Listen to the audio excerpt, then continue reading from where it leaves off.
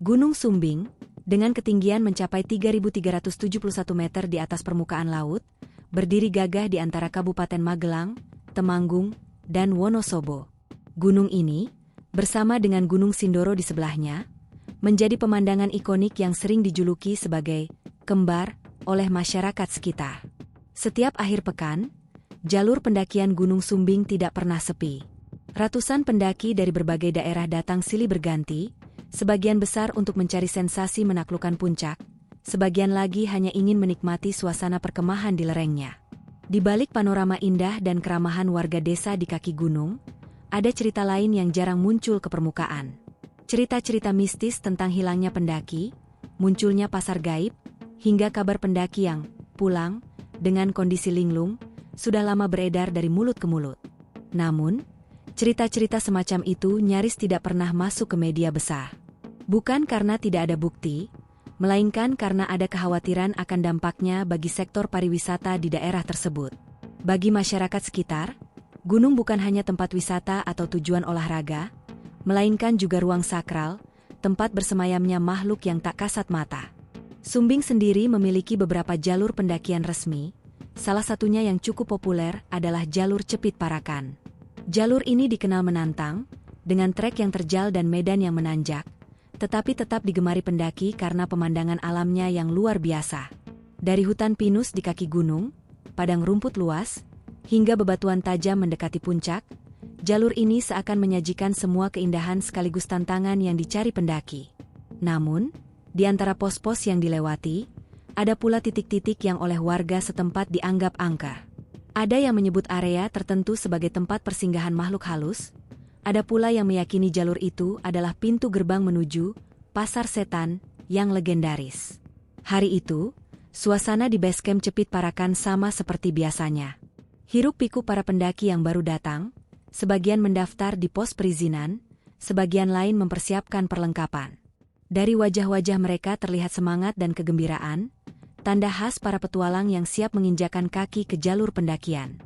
Cuaca cerah di pagi hari semakin mendukung, meskipun kabut tipis sudah mulai terlihat menutupi lereng gunung bagian atas. Di tengah keramaian itu, 3 orang pemuda tampak sibuk menata ransel mereka. Ketiganya adalah sahabat lama yang sudah beberapa kali mendaki bersama, meski Gunung Sumbing merupakan tantangan pertama mereka di jalur Cepit Parakan. Nama mereka adalah Raka, Arif, dan Yoga.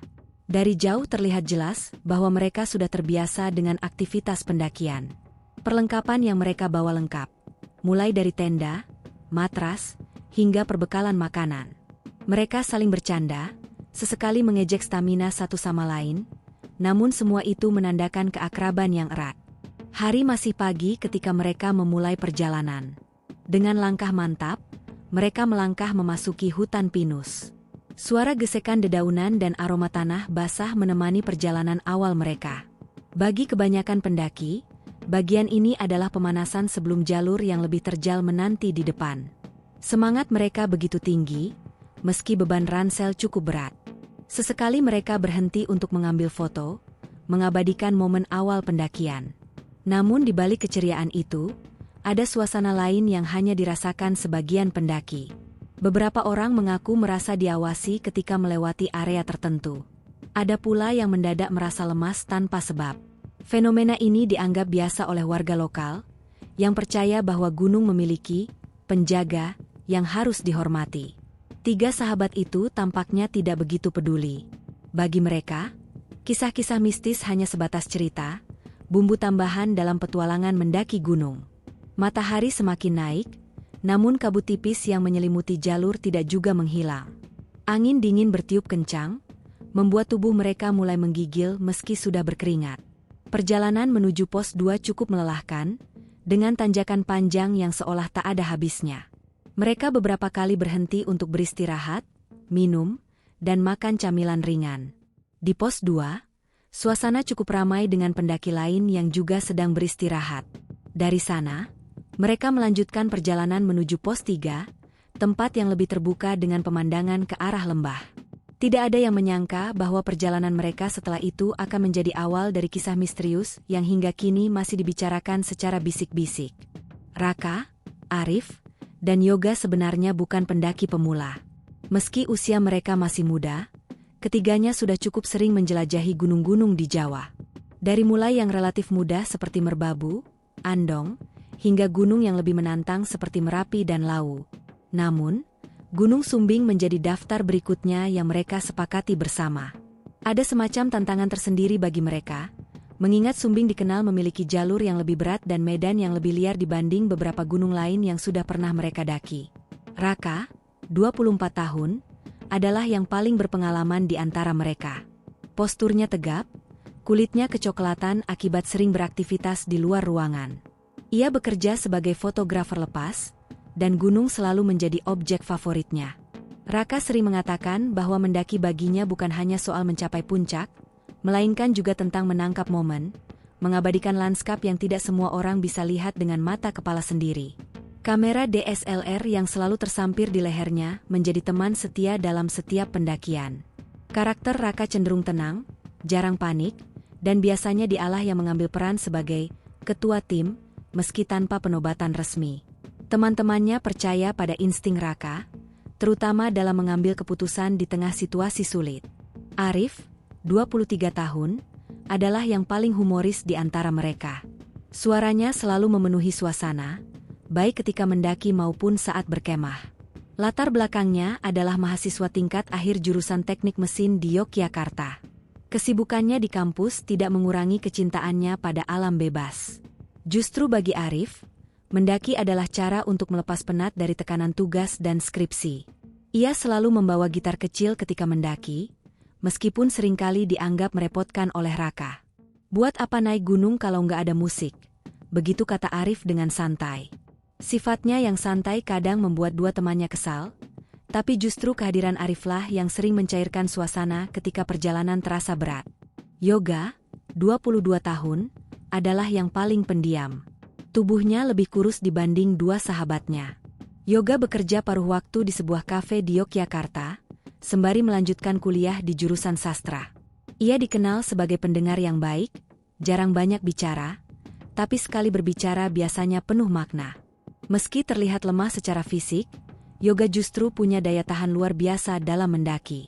Ia jarang mengeluh, bahkan saat jalur sudah menanjak tajam dan kaki mulai gemetar. Hobinya menulis membuatnya sering mencatat pengalaman pendakian dalam bentuk catatan harian atau puisi. Teman-temannya sering menggoda bahwa suatu hari nanti catatan-catatan itu akan jadi buku populer di kalangan pendaki. Ketiganya bertemu di komunitas pecinta alam kampus ketika masih duduk di bangku kuliah. Meski berasal dari latar belakang berbeda, mereka menemukan kecocokan dalam hal yang sama, cinta pada gunung. Dari sanalah ikatan persahabatan mereka terbentuk, semakin erat seiring jumlah gunung yang mereka taklukkan bersama. Ada banyak momen yang membuat hubungan mereka seperti keluarga. Berbagi logistik saat kehabisan makanan, saling menguatkan ketika stamina jatuh, hingga tertawa terbahak-bahak karena hal-hal kecil di jalur pendakian. Mereka bertiga sudah sejak lama merencanakan untuk mendaki Gunung Sumbing. Rencana itu tertunda beberapa kali, entah karena jadwal kuliah yang padat, pekerjaan, atau cuaca yang tidak mendukung. Hingga akhirnya pada awal September itu, kesempatan datang. Cuaca diperkirakan cukup bersahabat, meski beberapa pendaki memperingatkan bahwa kabut di Sumbing bisa datang mendadak. Raka mengatur logistik, Arif menyiapkan perlengkapan hiburan, termasuk gitar kecil kesayangannya, sementara Yoga membawa buku catatan dan beberapa perbekalan tambahan. Mereka bertiga sepakat untuk mendaki jalur Cepit Parakan, jalur yang cukup populer sekaligus menantang. Motivasi mereka sederhana namun kuat. Raka ingin menambah portofolio foto-fotonya dengan panorama khas Sumbing yang terkenal megah. Arif ingin bernyanyi di atas awan, begitu katanya sambil tertawa. Sementara Yoga ingin merasakan ketenangan dan mencari inspirasi baru untuk tulisannya. Mereka tidak hanya ingin mendaki demi puncak, tetapi juga demi pengalaman yang bisa mereka kenang seumur hidup. Ada semacam janji tidak tertulis di antara mereka. Setiap gunung yang mereka daki bersama adalah saksi persahabatan yang harus tetap dijaga. Pagi sebelum pendakian, mereka sempat duduk di warung kecil dekat base camp, menyeruput teh hangat sambil menyusun strategi perjalanan. Raka mengusulkan untuk mencapai pos 3 pada sore hari dan bermalam di sana, lalu melanjutkan ke puncak keesokan paginya. Arif, seperti biasa, hanya menanggapi dengan candaan. Yang penting jangan sampai ketinggalan gitar gue, ujarnya sambil tertawa. Yoga mengangguk setuju, sambil sesekali menulis sesuatu di bukunya. Mungkin catatan kecil tentang perjalanan, mungkin juga sekadar melukiskan perasaan yang sulit diungkapkan lewat kata-kata langsung. Bagi orang luar, mereka bertiga hanyalah sekumpulan anak muda biasa yang suka bertualang.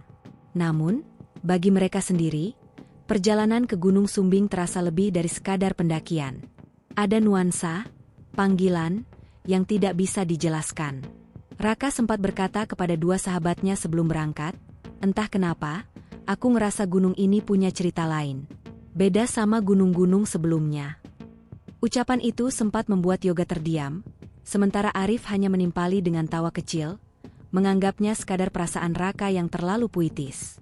Tak ada yang menyangka bahwa ucapan ringan itu akan menjadi kenyataan, dengan cara yang tidak pernah mereka bayangkan sebelumnya. Perjalanan yang awalnya diniatkan sebagai petualangan indah, perlahan akan berubah menjadi pengalaman paling misterius dan menegangkan dalam hidup mereka.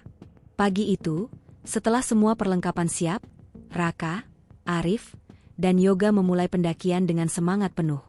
Basecamp Cepit Parakan masih ramai dengan para pendaki lain yang baru saja mendaftar, ada juga yang sudah lebih dulu berangkat sebelum matahari terbit. Udara pagi terasa segar, embun masih menempel di dedaunan, dan cahaya matahari menembus sela-sela pohon pinus yang menjulang tinggi. Jalur awal ini memberikan kesan damai, membuat langkah-langkah awal mereka terasa ringan. Raka berjalan paling depan, memegang kompas kecil yang selalu ia bawa. "Santai aja, jangan buru-buru. Nikmati dulu," katanya sambil sesekali berhenti untuk mengambil foto. Kamera DSLR-nya bekerja keras sejak awal, mengabadikan pemandangan hutan pinus yang rindang. Yoga mengikuti di belakang, wajahnya tenang, sesekali menulis catatan kecil di buku yang ia bawa. Arif, seperti biasa, mengisi perjalanan dengan suara lantangnya. Ia bersenandung lagu-lagu populer, bahkan kadang mengubah liriknya jadi lelucon konyol, membuat dua temannya tertawa. Perjalanan menuju pos 1 berjalan lancar. Jalur berupa tanah yang agak menanjak, tapi masih cukup ramah bagi pendaki berpengalaman. Sesekali mereka berpapasan dengan rombongan lain, saling menyapa dengan senyum hangat. Suasana pendakian seperti pesta kecil di alam terbuka, penuh semangat kebersamaan. Namun, memasuki siang menjelang, cuaca mulai menunjukkan tanda-tanda berubah. Langit yang awalnya biru cerah perlahan ditutupi awan tebal. Angin yang bertiup terasa lebih dingin, dan kabut mulai turun menutupi pandangan.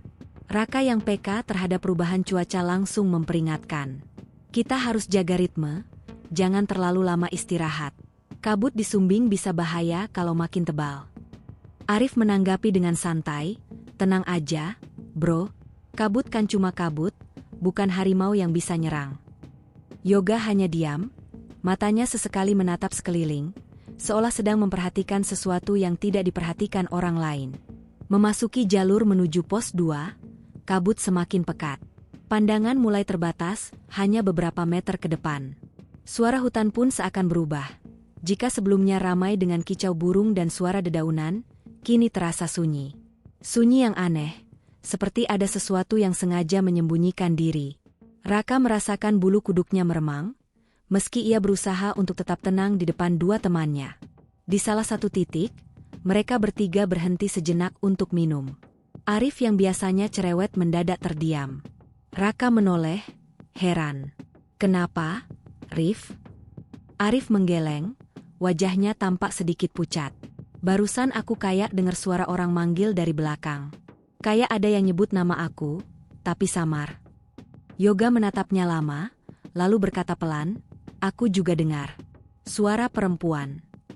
Raka terdiam sejenak, mencoba menenangkan diri. Ia tahu cerita-cerita tentang suara gaib di gunung bukan hal asing. Banyak pendaki yang mengaku mendengar suara-suara aneh, biasanya dianggap sebagai cara makhluk halus untuk menyesatkan. Dengan nada tegas ia berkata, "Ingat, jangan pernah nengok atau jawab kalau dengar suara aneh. Fokus aja sama jalur." Dua temannya mengangguk, meski raut wajah mereka masih terlihat cemas. Mereka melanjutkan perjalanan dengan langkah lebih cepat. Pos 2 akhirnya tercapai, tapi suasananya terasa berbeda dari biasanya. Hanya ada satu rombongan kecil yang sedang beristirahat, selebihnya sepi. Kabut semakin tebal, hingga pohon-pohon besar di sekitar pos terlihat samar. Angin bertiup kencang, membawa hawa dingin yang menusuk. Raka memutuskan untuk tidak terlalu lama berhenti di sana. Kita langsung lanjut ke pos 3 aja, takutnya makin gelap. Jalur menuju pos 3 jauh lebih menantang. Tanah mulai bercampur batu, jalurnya menanjak tajam, membuat napas terengah-engah. Arif, yang biasanya paling riang, kini lebih banyak diam. Sesekali ia menoleh ke belakang, seperti memastikan tidak ada yang mengikuti. Yoga pun sama, tatapannya sering kosong, entah memikirkan apa. Hanya Raka yang berusaha tetap fokus. Meski dalam hatinya ada rasa tidak nyaman yang semakin besar.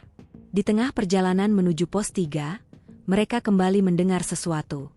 Kali ini bukan suara panggilan samar, melainkan seperti bunyi riuh, seperti banyak orang berbicara di kejauhan. Suara itu terdengar jelas, padahal sekeliling mereka sepi. Raka menghentikan langkah, mencoba mengamati. Arif menelan ludah, wajahnya pucat. Lo denger nggak? Kayak pasar rame banget. Yoga mengangguk pelan, matanya menatap kabut di depan. Iya, aku dengar. Kayak ada orang banyak, tapi nggak kelihatan siapa-siapa. Suasana semakin mencekam. Suara itu datang dan pergi, kadang terdengar jelas, kadang hilang begitu saja. Mereka saling pandang, tak ada yang berani bicara lebih lanjut. Raka akhirnya berkata, "Ayo jalan. Jangan berhenti di sini." Namun, langkah mereka terasa berat. Kabut seolah semakin menelan jalur, membuat setiap pohon terlihat sama. Mereka mulai kesulitan membedakan arah, meskipun jalur resmi biasanya cukup jelas. Raka mencoba mencari tanda-tanda, tetapi semuanya tampak kabur. Yoga sesekali membuka bukunya, mencatat sesuatu meski tangannya bergetar. Arif, dengan suara bergetar, berusaha menenangkan diri dengan bernyanyi lirih, tapi suaranya terdengar sumbang, penuh rasa takut. Waktu berjalan, tapi mereka tidak juga mencapai pos 3.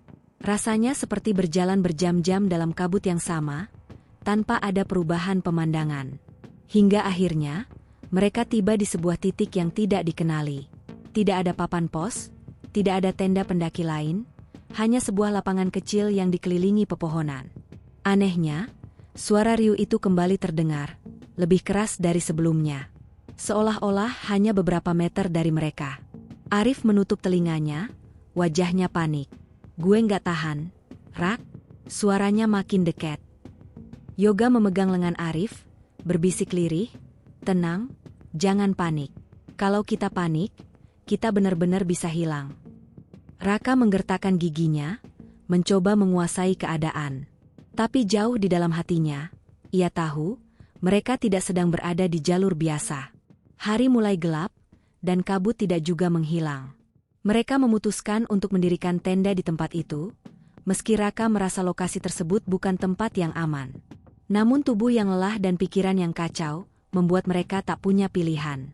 Malam itu, untuk pertama kalinya sejak perjalanan dimulai, rasa takut benar-benar menguasai mereka. Malam pertama di lapangan kecil yang asing itu menjadi awal dari kejanggalan. Raka, Arif, dan Yoga tidak bisa tidur dengan nyenyak. Suara riuh yang mirip keramaian pasar terus terdengar, datang dan pergi seperti angin. Kadang terdengar tawa, kadang seperti orang tawar-menawar, lalu hilang begitu saja meninggalkan keheningan mencekam. Sesekali, suara langkah kaki terdengar jelas di sekitar tenda, namun ketika mereka mencoba mengintip keluar, hanya kabut tebal yang menyelimuti pandangan. Pagi harinya, ketika mereka mencoba melanjutkan perjalanan, jalur yang seharusnya menuju pos 3 tak kunjung ditemukan. Setiap arah yang mereka tempuh seolah kembali ke tempat yang sama. Raka mulai curiga bahwa mereka sudah keluar dari jalur resmi, tersesat di wilayah yang tidak dikenal bahkan oleh peta. Yoga berulang kali berkata pelan, "Seperti kita dibawa ke tempat lain." Kalimat itu membuat Arif semakin panik, meski Raka berusaha menenangkannya dengan nada tegas. Sementara itu, di bawah gunung, keluarga ketiga pendaki mulai gelisah. Sudah lewat 24 jam sejak terakhir kali ada kabar dari mereka. Biasanya, meskipun sinyal ponsel sering hilang, Raka setidaknya akan mengirim pesan singkat jika sudah tiba di pos tertentu. Namun kali ini, ponsel mereka benar-benar tidak bisa dihubungi. Keluarga mencoba menghubungi basecamp Cepit Parakan, tetapi jawaban yang diterima hanya, mungkin masih di jalur, belum turun sinyal. Meski begitu, kegelisahan terus bertambah. Memasuki hari kedua tanpa kabar, keluarga akhirnya melapor ke pihak berwenang. Tim SAR segera dibentuk, dibantu oleh relawan pendaki lokal. Pencarian dimulai dari jalur resmi, menyisir dari pos 1 hingga pos 3. Namun anehnya, jejak Raka, Arif, dan Yoga tidak ditemukan sama sekali. Padahal menurut keterangan beberapa pendaki lain, mereka sempat terlihat di pos 2 pada siang hari sebelum kabut turun. Setelah itu, hilang. Seolah-olah mereka lenyap begitu saja. Tim SAR bingung. Biasanya, jejak seperti bekas injakan atau sisa sampah bisa menjadi petunjuk. Tapi kali ini, tidak ada tanda yang jelas. Beberapa relawan bahkan melaporkan mendengar suara-suara aneh saat pencarian, mirip teriakan minta tolong, namun ketika dikejar, suara itu justru menjauh. Hal ini membuat suasana pencarian menjadi lebih tegang. Di sisi lain, keluarga korban mulai menekan pihak pengelola wisata agar lebih terbuka. Mereka menuntut agar pencarian dilakukan secara maksimal, bahkan meminta bantuan lebih banyak personel. Namun, respons pengelola cenderung meredam. Kami sudah berusaha, jangan terlalu dibesar-besarkan dulu. Gunung ini ramai dikunjungi, jangan sampai wisatawan lain takut, begitu alasan yang disampaikan. Alasan itu membuat sebagian keluarga marah, tapi mereka tidak punya banyak pilihan selain berharap pada tim SAR dan relawan. Di media lokal, berita tentang hilangnya 3 pendaki hanya muncul singkat, tanpa detail yang berarti. Tidak ada liputan besar, tidak ada investigasi mendalam. Seolah-olah memang ada upaya untuk membatasi pemberitaan. Hari ketiga pencarian, suasana semakin janggal. Seorang relawan yang ikut menyisir jalur melapor bahwa ia sempat melihat 3 sosok berjalan di kejauhan, menuju ke arah yang tidak ada jalurnya. Ia bersumpah bahwa mereka mirip dengan ciri-ciri Raka, Arif, dan Yoga. Namun ketika dikejar, sosok itu hilang begitu saja di balik kabut. Relawan itu kemudian jatuh sakit keesokan harinya, demam tinggi dan tidak bisa melanjutkan pencarian. Cerita ini tidak pernah dicatat dalam laporan resmi, hanya beredar di kalangan relawan secara bisik-bisik. Hari demi hari pencarian berlangsung tanpa hasil. Keluarga semakin putus asa, beberapa di antaranya mendatangkan sesepuh desa untuk ikut memberi doa. Beberapa warga lokal memperingatkan bahwa mungkin ketiga pendaki itu dibawa ke alam lain, sesuatu yang tidak bisa dijangkau oleh pencarian biasa. Namun, pernyataan semacam ini tidak pernah masuk ke laporan tim SAR. Secara resmi, mereka hanya mencatat, kondisi medan sulit, cuaca berkabut, korban belum ditemukan. Di balik layar, ada bisikan-bisikan bahwa pengelola wisata memang sengaja menutup cerita mistis yang berkaitan dengan Gunung Sumbing. Jika sampai tersebar bahwa ada pendaki hilang ke dunia gaib, maka wisata bisa terdampak, pengunjung bisa menurun drastis. Karena itu, segala hal yang bersifat supranatural dihapus dari laporan resmi. Bahkan ketika ada relawan yang berani menceritakan pengalaman aneh di jalur pencarian, keterangan itu hanya dianggap halusinasi akibat kelelahan. Pada titik ini, suasana di sekitar gunung benar-benar tegang. Keluarga menunggu dengan harapan tipis, tim SAR bekerja di bawah tekanan, sementara masyarakat lokal berbisik-bisik tentang pasar gaib yang konon berada di jalur tertentu. 3 pemuda yang awalnya berangkat dengan penuh semangat kini dianggap lenyap tanpa jejak. Di dunia nyata, pencarian terus berlangsung.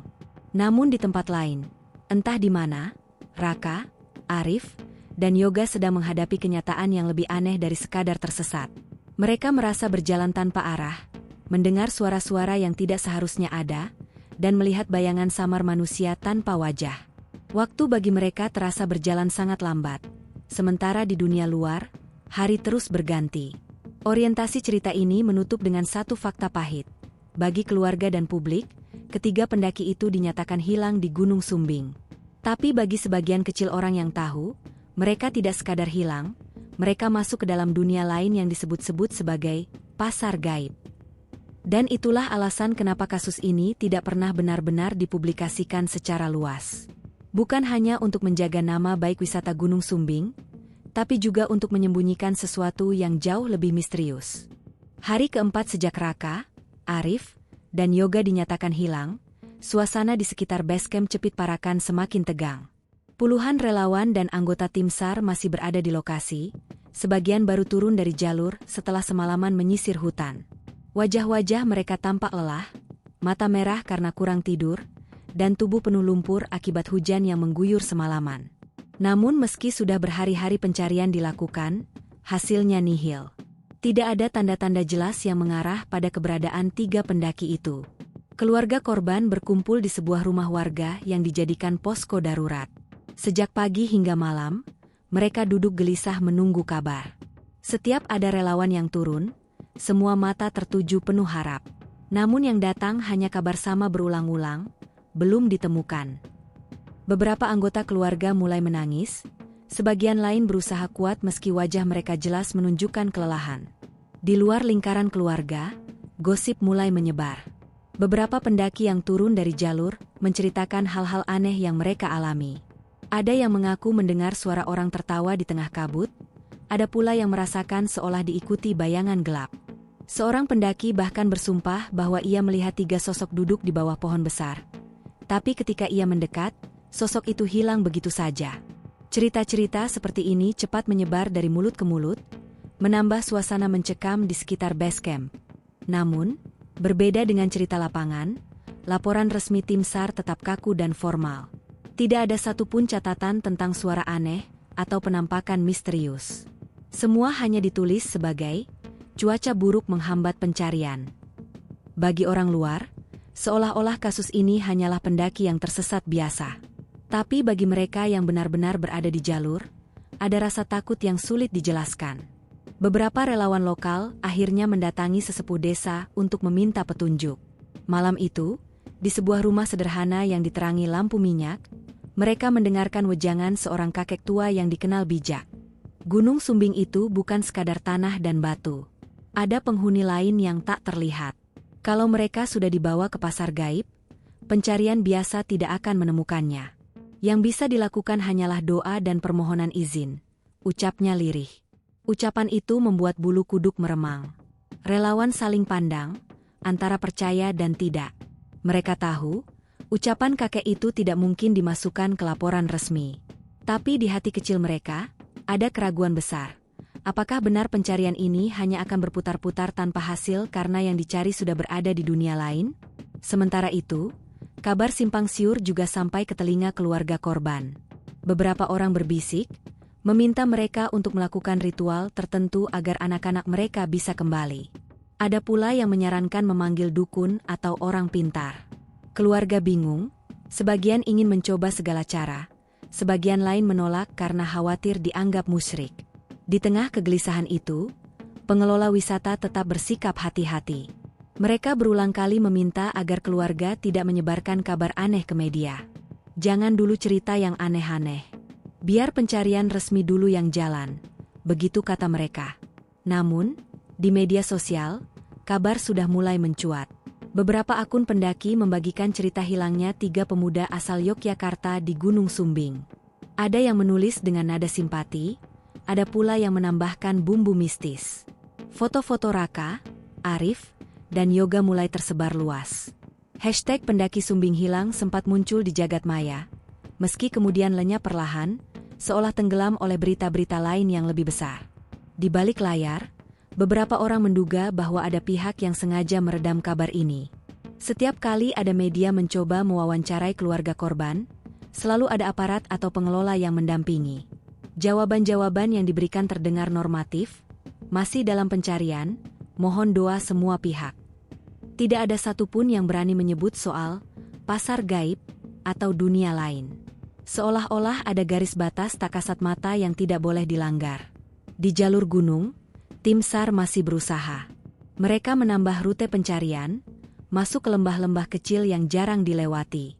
Namun setiap kali mereka merasa dekat, kabut selalu datang mendadak, menutup pandangan dan memaksa mereka mundur. Ada pula relawan yang mengaku tiba-tiba tersesat, padahal jalur jelas terbentang. Mereka berputar-putar berjam-jam, hanya untuk kembali ke tempat semula. Hari kelima pencarian, suasana semakin berat. Keluarga mulai pasrah, meski masih berharap keajaiban. Beberapa ibu menangis terseduh-seduh, sementara bapak-bapak hanya bisa menunduk diam. Yoga, Arif, dan Raka seolah ditelan bumi. Tidak ada jasad, tidak ada barang-barang yang tertinggal. Semuanya hilang begitu saja. Bagi masyarakat sekitar, kejadian ini bukan pertama kalinya. Mereka tahu, ada banyak kisah serupa yang jarang terdengar publik. Bedanya, kali ini korbannya 3 orang sekaligus, dan keluarga mereka cukup vokal menuntut jawaban. Hal ini membuat pengelola wisata semakin khawatir. Sebab jika kisah mistis ini sampai merebak, dampaknya bisa besar terhadap kunjungan wisata. Malam itu, di posko pencarian, seorang relawan berkata lirih kepada rekannya, "Aku yakin mereka masih hidup, tapi bukan di sini." Kalimat itu membuat semua yang mendengarnya terdiam. Bagi orang-orang di luar sana, Raka, Arif, dan Yoga memang hilang tanpa jejak. Tapi bagi mereka bertiga, perjalanan yang dimulai dari jalur pendakian tiba-tiba berubah menjadi sesuatu yang mustahil dijelaskan. Semuanya bermula saat mereka berhenti sejenak di sebuah persimpangan jalur yang tidak mereka kenal. Kabut turun begitu tebal, membuat pandangan hanya sejauh 2 meter. Mereka yakin jalur utama ada di depan, namun setelah melangkah, suasana sekitar mendadak berubah. Awalnya mereka mengira hanya tersesat biasa. Hutan yang mereka lalui terasa lebih rapat, pohon-pohon menjulang lebih tinggi, dan suara-suara alam lenyap begitu saja. Tidak ada burung, tidak ada serangga, hanya hening yang menekan telinga. Mereka mencoba menandai jalan dengan mematahkan ranting, namun setelah 1 jam berjalan, mereka kembali ke tempat yang sama. Raka yang paling senior di antara mereka mulai merasa ada yang tidak beres. "Ini nggak normal. Kayaknya kita muter di tempat yang sama," gumamnya sambil menghela napas berat. Arif yang mulai panik mencoba membuka peta dan kompas, tapi jarum kompas hanya berputar-putar tanpa arah. GPS di ponsel pun tak berfungsi, sinyal hilang total. Yoga, yang sejak awal terlihat paling ceria, kini mulai pucat. "Kok kayak nggak ada jalan keluar ya?" Suaranya bergetar. Malam pertama mereka di dunia itu terasa panjang. Mereka menyalakan api kecil, tapi udara terasa dingin menusuk, jauh lebih dingin daripada malam gunung biasa. Sesekali, mereka mendengar suara orang berbicara dari kejauhan. Seperti ada keramaian, suara tertawa dan pedagang memanggil. Namun setiap kali mereka mencari sumber suara, yang ada hanya gelap dan kosong. Hari kedua, keanehan semakin jelas. Mereka menemukan sebuah jalan setapak yang berbeda dengan jalur biasa, berlapis batu halus, seolah membentuk jalan menuju sebuah perkampungan. Dengan perasaan campur aduk, mereka mengikuti jalan itu. Hingga akhirnya mereka tiba di sebuah lapangan luas yang penuh dengan orang-orang. Namun ada yang janggal. Orang-orang itu bergerak, berbicara, bahkan berdagang, tetapi wajah mereka tidak pernah jelas. Seperti bayangan samar yang berubah-ubah, kadang tersenyum, kadang datar, kadang hilang begitu saja. Raka, Arif, dan Yoga saling pandang, tubuh mereka gemetar. Mereka berada di sebuah pasar besar, namun bukan pasar manusia. Mereka mencium aroma makanan, sate, nasi hangat, bahkan kopi. Perut mereka yang kosong langsung bergemuruh. Tanpa sadar, Yoga hampir mendekati sebuah warung sederhana yang menjual nasi bungkus. Tangan samar sang penjual mengulurkan bungkusan itu. Namun Raka dengan cepat menariknya. Jangan disentuh," katanya panik. Ia teringat pesan orang-orang tua yang pernah ia dengar, jangan pernah menerima makanan dari dunia gaib, karena itu bisa membuat manusia terikat selamanya. Namun rasa lapar semakin menyiksa. Pada malam kedua, Arif yang tidak tahan akhirnya mencicipi seteguk air yang diberikan oleh salah satu sosok samar. Rasanya segar, menghilangkan dahaga sejenak, tapi setelah itu tubuhnya menggigil hebat. Ia merasa berat dan hampir tidak bisa berdiri. Raka dan Yoga panik. Mereka hanya bisa memeluknya sambil berdoa. Hari ketiga dan keempat di dunia itu, waktu terasa berbeda. Matahari dan bulan seolah tidak mengikuti aturan biasa. Kadang siang bisa berganti malam hanya dalam hitungan menit, lalu kembali terang tanpa alasan. Tubuh mereka semakin lemah, karena hanya mengandalkan sisa bekal seadanya. Anehnya, meskipun sudah kehabisan logistik, mereka tidak langsung mati kelaparan. Ada semacam kekuatan asing yang membuat mereka tetap bertahan, meski dalam keadaan setengah sadar. Di tengah keputusasaan, mereka mulai mendengar bisikan. Suara-suara itu memanggil nama mereka satu persatu, menawarkan jalan pulang. Tapi setiap kali mereka mencoba mengikuti suara itu, mereka justru berputar di tempat yang sama. Sesekali, sosok-sosok samar mendekat, menatap mereka tanpa wajah. Ada yang duduk berkerumun, seolah mengajak berbincang, ada pula yang berdiri diam menatap dari jauh. Suatu malam, mereka bertiga melihat sesuatu yang paling mengerikan. Barisan orang-orang berpakaian pendaki lengkap, membawa tas, berjalan beriringan di antara kabut. Tapi ketika diperhatikan lebih dekat, wajah mereka kosong, pucat, dan tidak bernyawa. Itu bukan manusia, bisik Yoga sambil menangis. Mereka yakin, itu adalah arwah-arwah pendaki yang hilang di gunung dan tidak pernah kembali. Hari kelima, ketiga pemuda itu sudah hampir menyerah. Mereka duduk di sebuah batu besar, mata kosong, tubuh lemah. Namun tiba-tiba, datang sosok samar berbeda dari yang lain. Bentuknya agak jelas, seorang lelaki tua berjubah hitam dengan tongkat kayu. Ia tidak berbicara banyak, hanya menunjuk ke arah sebuah celah di balik kabut. Tanpa pikir panjang, Raka memutuskan untuk mengikuti arah itu, meskipun Arif dan Yoga ragu. Dengan sisa tenaga, mereka berjalan menuju celah yang ditunjuk. Anehnya, jalur itu terasa lebih ringan, meski tetap diselimuti kabut pekat. Hari ke-6, mereka masih berjalan tanpa henti, menahan lapar dan lelah. Sesekali mereka jatuh, tapi tetap bangkit. Hanya ada satu dorongan dalam hati mereka, pulang. Pada malam itu, suara azan samar-samar terdengar dari kejauhan. Suara yang membuat dada mereka bergetar, berbeda dari suara pasar atau bisikan gaib. Itu suara masjid, suara manusia, kata Arif dengan air mata mengalir. Mereka mengikuti suara itu, terus dan terus, meski kaki sudah hampir lumpuh. Dan tepat di hari ke-7, kabut perlahan menipis. Pohon-pohon kembali tampak normal, suara burung terdengar lagi. Mereka tersungkur, menangis sejadi-jadinya. Dunia nyata akhirnya kembali menyapa. Namun tubuh mereka tidak lagi sama. Tubuh kurus, kulit pucat, mata cekung, seolah mereka sudah melewati ujian kematian. Dan yang paling aneh, jam tangan Raka menunjukkan bahwa hanya beberapa jam yang berlalu sejak mereka hilang. Tapi bagi mereka bertiga, waktu yang dilalui sudah 7 hari penuh. Hari ke-7 pencarian, tim SAR hampir kehilangan semangat. Ratusan jam sudah dihabiskan di jalur, ratusan meter hutan, lembah, dan tebing disisir tanpa hasil. Relawan mulai menunjukkan tanda-tanda kelelahan. Beberapa di antaranya bahkan berbisik, mungkin mereka memang sudah nggak ada. Namun, takdir berkata lain. Pagi itu, sekitar pukul 9, tim SAR yang menyisir di dekat pos 4 tiba-tiba mendengar suara samar. Awalnya terdengar seperti ranting patah. Semua mengira itu suara satwa, tapi kemudian terdengar lagi, kali ini jelas, suara orang batuk pelan. Dengan sigap mereka mencari sumber suara. Dan di balik semak yang sudah berkali-kali mereka lewati sebelumnya, 3 sosok kurus tergeletak. Tubuh mereka kotor penuh lumpur, wajah pucat pasi, mata cekung, bibir pecah-pecah. Mereka masih hidup, tapi sangat lemah. Tim SAR sontak panik sekaligus lega.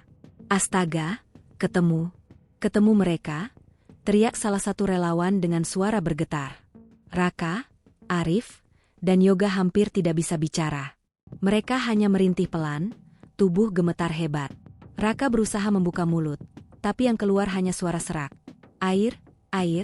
Tim SAR segera memberikan pertolongan pertama, cairan glukosa, air hangat, dan selimut darurat. Salah satu anggota SAR bahkan tak kuasa menahan air mata. Yang membuat semua orang terkejut adalah lokasi penemuan mereka. 3 pendaki itu ditemukan hanya sekitar 200 meter dari jalur resmi, area yang sudah disisir berkali-kali selama pencarian. Mustahil mereka bisa luput dari pandangan selama 7 hari penuh, kecuali ada sesuatu yang menyembunyikan mereka. Saat tubuh mereka ditandu turun, suasana di base camp berubah haru. Keluarga korban yang sudah hampir putus asa langsung berlari menghampiri. Tangisan pecah, pelukan terjadi, doa-doa dipanjatkan. Ibu Yoga jatuh pingsan karena tak kuasa melihat kondisi anaknya yang tinggal kulit dan tulang. Sementara ayah Raka hanya berlutut, menangis dalam diam sambil memegang tangan putranya.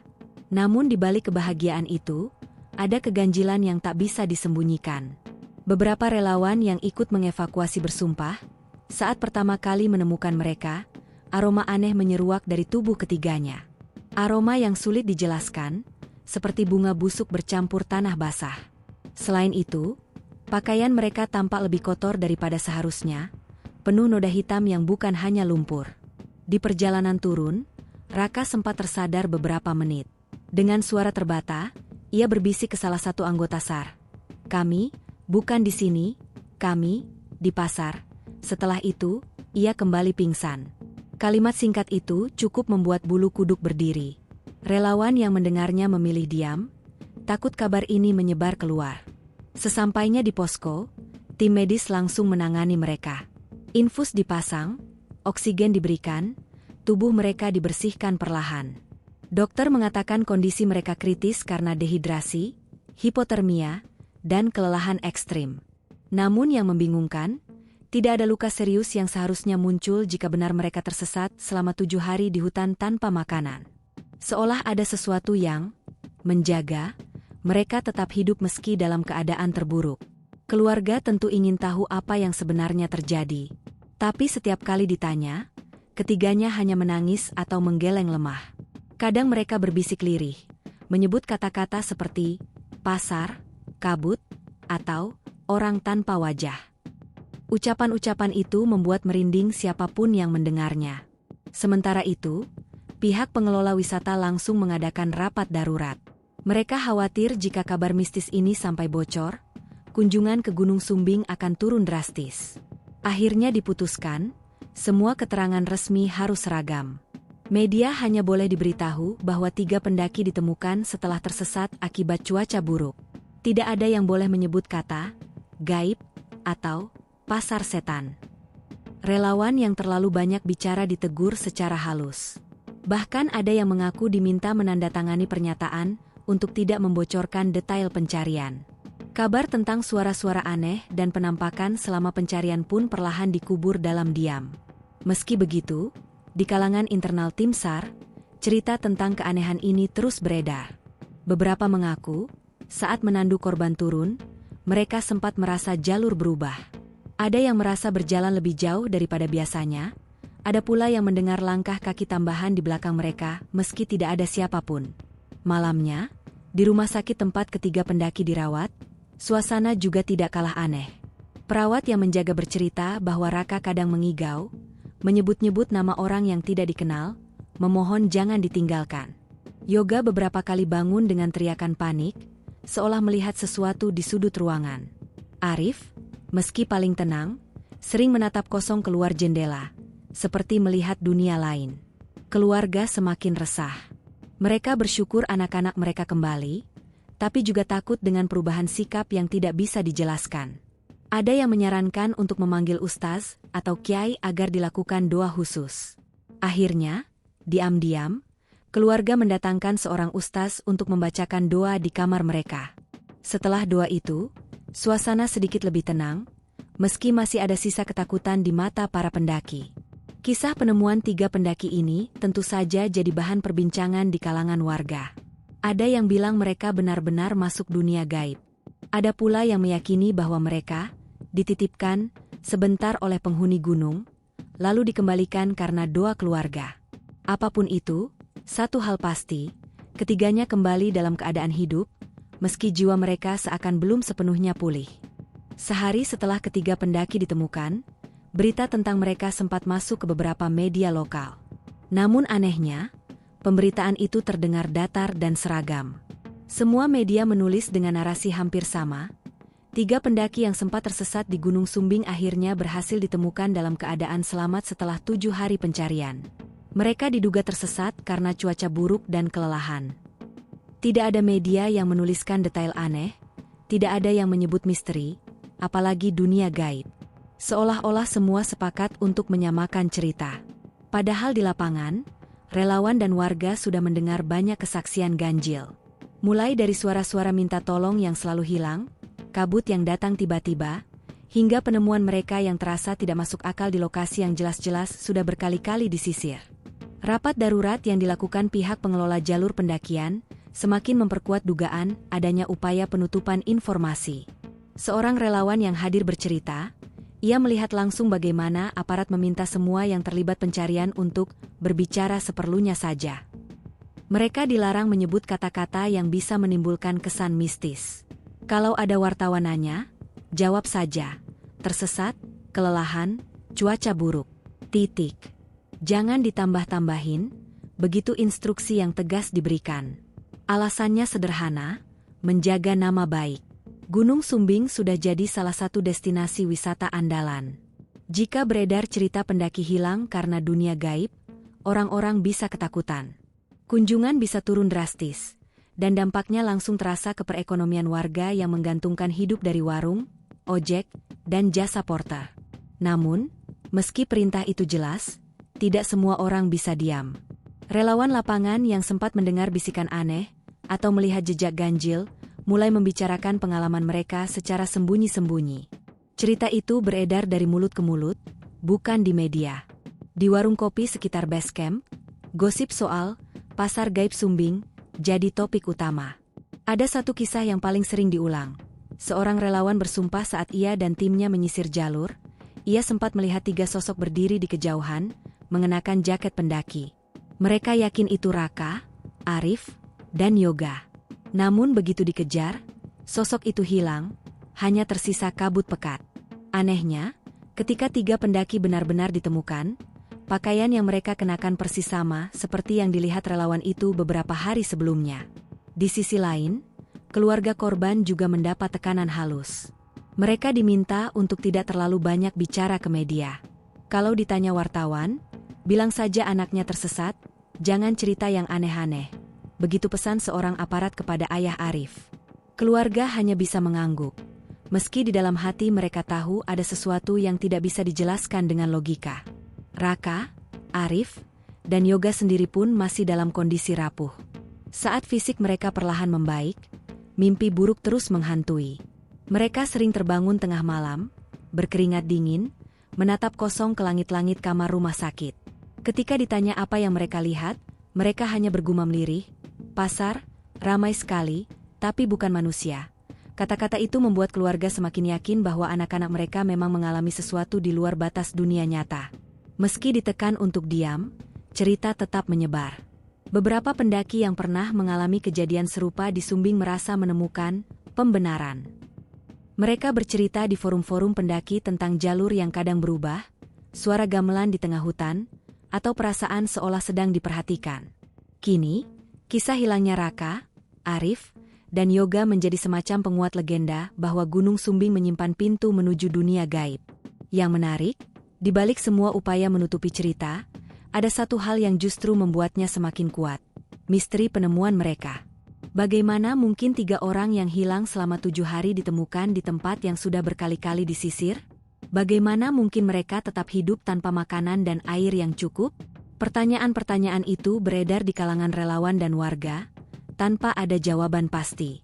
Malam hari di base camp, setelah semua orang pulang, hanya tinggal beberapa relawan yang masih duduk menghangatkan badan di depan api unggun.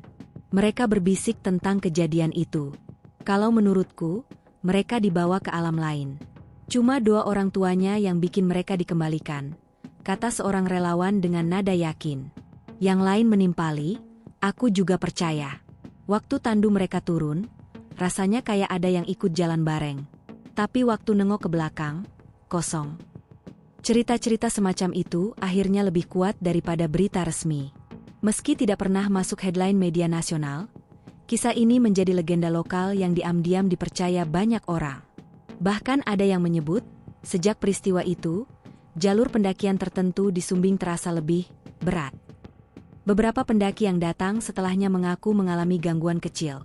Kompas berputar tak karuan, suara langkah yang mengikuti, atau bayangan samar di balik kabut. Sementara itu, pihak pengelola tetap pada sikapnya. Mereka mengeluarkan pernyataan resmi, "Kami memastikan jalur Gunung Sumbing aman untuk pendakian. Kejadian tersesat kemarin murni karena cuaca dan faktor manusia." Kalimat itu berulang kali disampaikan setiap kali ada yang menyinggung. Tidak ada satupun yang berani keluar dari garis cerita tersebut. Namun, sebagaimana rahasia yang tak bisa benar-benar disembunyikan, cerita 3 pendaki hilang dan bertahan di dunia gaib selama 7 hari tetap hidup di luar narasi resmi. Ia menjadi semacam berita bayangan, tidak dipublikasikan secara terang-terangan, tapi beredar luas di antara mereka yang percaya bahwa gunung selalu menyimpan rahasia. Malam pertama setelah evakuasi, ruang perawatan rumah sakit di Temanggung terasa berat. 3 ranjang disusun berjejer di satu ruangan, masing-masing ditempati Raka, Arif, dan Yoga. Tubuh mereka ditutupi selimut tebal, infus menancap di tangan, dan oksigen kecil dipasang untuk membantu pernapasan. Dokter menyebut kondisi mereka kritis tapi stabil, artinya peluang hidup ada, tapi butuh pemulihan panjang. Keluarga bergantian menjaga. Mata para ibu sembab karena tangis yang tak kunjung reda. Ayah-ayah mereka duduk diam, menatap anak-anaknya seperti tak percaya mereka benar-benar kembali. Beberapa kali perawat harus menenangkan keluarga yang terus ingin bertanya apa yang sebenarnya terjadi. Namun dokter berulang kali menegaskan, untuk sekarang biarkan mereka istirahat. Mereka butuh waktu. Namun, malam itu ketenangan sulit tercapai. Sekitar pukul 2 dini hari, Yoga tiba-tiba terbangun dengan teriakan keras. "Jangan biarkan aku di sana lagi. Jangan." Tangannya meronta, mencoba mencabut infus. Perawat dan keluarga buru-buru menahannya. Wajahnya penuh ketakutan, matanya terbuka lebar seolah melihat sesuatu di sudut ruangan. "Apa yang kamu lihat, Nak?" tanya ibunya dengan suara parau. Tapi Yoga hanya menangis. Tubuhnya gemetar hebat, sebelum akhirnya pingsan kembali. Tak lama kemudian, Arif yang sejak awal tampak lemah mulai bergumam lirih. Kata-katanya nyaris tak terdengar, tapi cukup jelas bagi orang di dekatnya. "Ramai sekali, pasar itu, penuh orang, tapi tak ada wajahnya." Kalimat itu membuat bulu kuduk meremang. Seorang perawat tanpa sadar melangkah mundur, sementara ayah Arif langsung memegang tangannya erat, berusaha menenangkan. Raka, yang dianggap paling kuat, justru paling lama diam. Ia hanya menatap langit-langit, bibir keringnya bergerak pelan seakan ingin bicara tapi tak sanggup. Hingga akhirnya, menjelang subuh, ia berbisik lemah kepada seorang relawan yang kebetulan ikut menjaga. "Kami tidak tersesat. Kami dibawa." Setelah itu, matanya terpejam lagi, meninggalkan ketegangan di ruangan. Kabar tentang igawan itu cepat menyebar di antara keluarga dan relawan yang berjaga.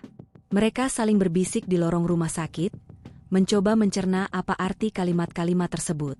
Ada yang langsung percaya, mengaitkannya dengan cerita pasar gaib Sumbing yang sudah lama beredar. Ada pula yang menganggap itu hanya halusinasi akibat trauma dan dehidrasi. Namun satu hal yang pasti, suasana ruangan itu menjadi mencekam. Pihak rumah sakit pun kebingungan.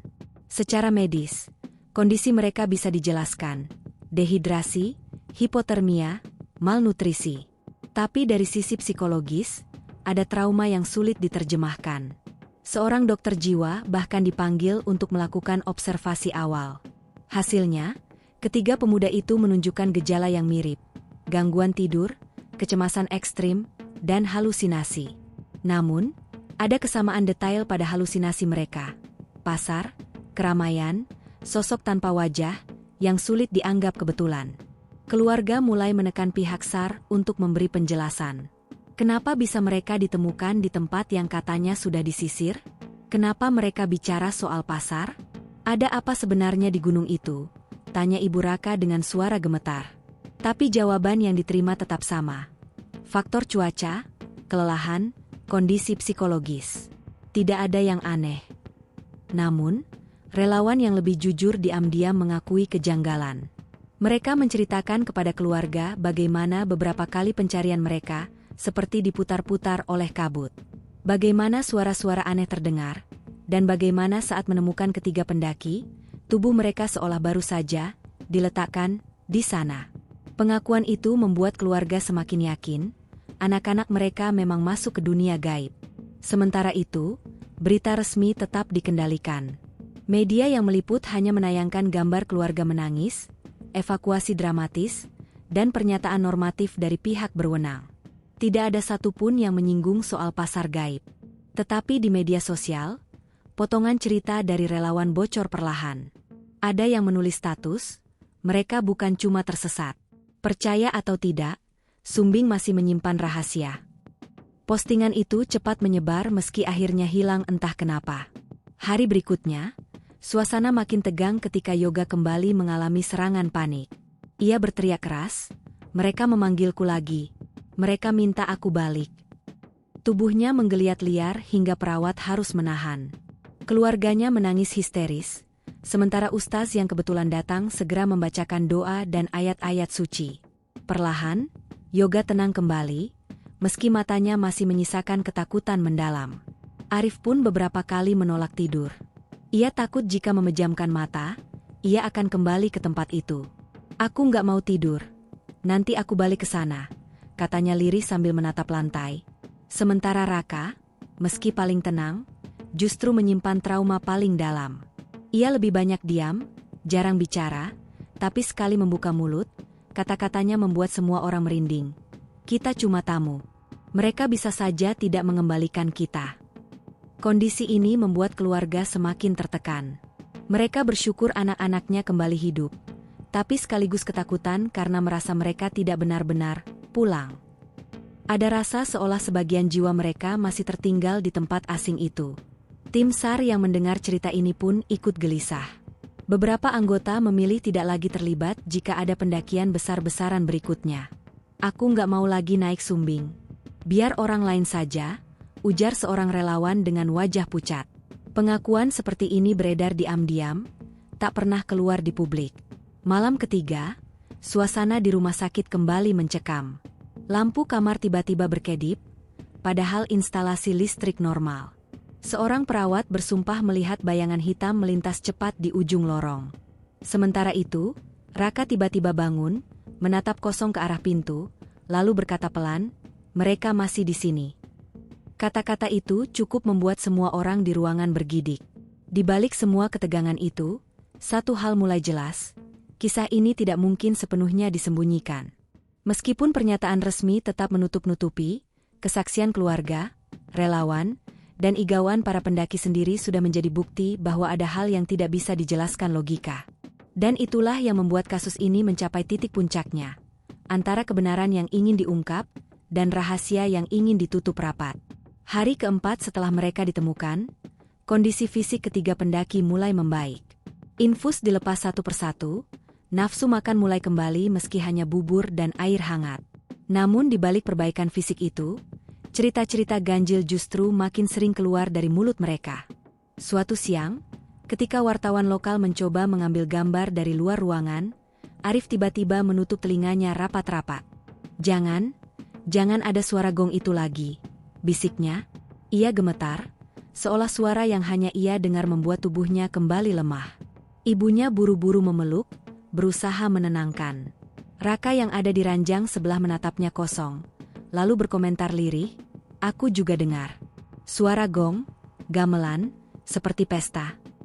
Pengakuan itu membuat keluarga semakin yakin anak-anak mereka memang memasuki alam lain.